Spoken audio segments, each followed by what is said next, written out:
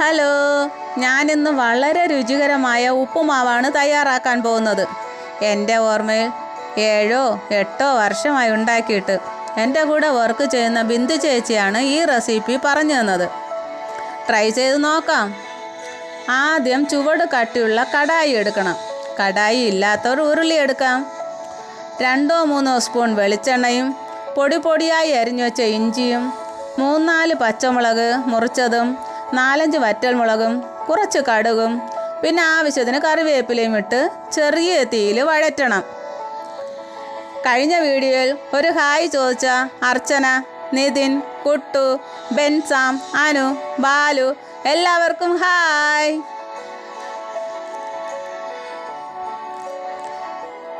അടുത്ത് 10 ചെറിയ ഉള്ളിയാണ് ഞാൻ ചേർക്കുന്നത്. നിങ്ങളുടെ അളവിനനുസരിച്ച് ചേർക്കാവുന്നതാണ്. ഇതൊന്ന് വഴന്ന് കിട്ടുമ്പോൾ കുറച്ച് കാഷ്യൂനട്ടും ഉണക്കമുന്തിരിയും ആഡ് ചെയ്യണം. ഇവിടെ ഉള്ളി ട്രാൻസ്പെറൻ്റ് ആകുന്നത് വരെ വഴറ്റണം.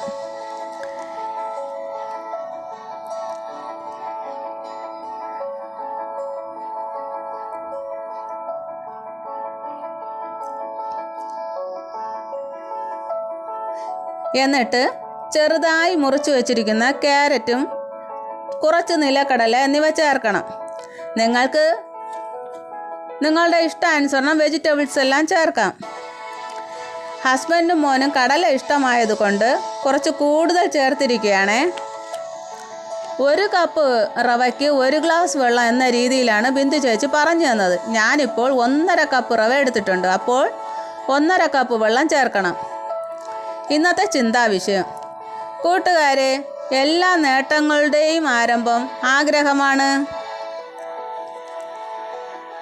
ആവശ്യത്തിനുള്ള ഉപ്പും അരമുറി ചിരകിയ തേങ്ങയും ഇട്ട് വെള്ളം നന്നായി തിളച്ചു വരുമ്പോൾ റോസ്റ്റഡ് റവ ചേർത്ത് നന്നായി ഇളക്കണം. റോസ്റ്റഡ് റവ ഇല്ലാത്തവർ ഒന്ന് വറുത്ത് ചേർക്കണം, ഇല്ലെങ്കിൽ കട്ട പിടിച്ചു പോകും. ലാസ്റ്റ് ഉപ്പുമാവ് തയ്യാറായിക്കൊണ്ടിരിക്കുകയാണ്. ഇനി ഒരു പാട്ടായാലോ? குலு குலு பொய்கள் சொல்லி என்னை வெல்வாய், அதை திருந்தும் கூட அன்பே മനമതയേதான் എതിർപ്പാക്കും. എൻ്റെ പാട്ട് ഇഷ്ടമായെന്ന് തോന്നുന്നു. വലിയ ഗായികയൊന്നുമല്ല കേട്ടോ. നമ്മുടെ ഉപ്പുമാവ് തയ്യാറായിരിക്കുന്നു. ഒരല്പം നെയ്യൊഴിച്ച് ഇളക്കി സെർവ് ചെയ്യാവുന്നതാണ്. അപ്പോൾ കൂട്ടുകാരെ, എൻ്റെ ചാനൽ ഇഷ്ടമായെങ്കിൽ ഒന്ന് ലൈക്ക് ചെയ്യണം, സബ്സ്ക്രൈബ് ചെയ്യണം, വിലപ്പെട്ട കമൻസ് രേഖപ്പെടുത്തണം. അടുത്ത വീഡിയോയിൽ കാണാം. ബായ്.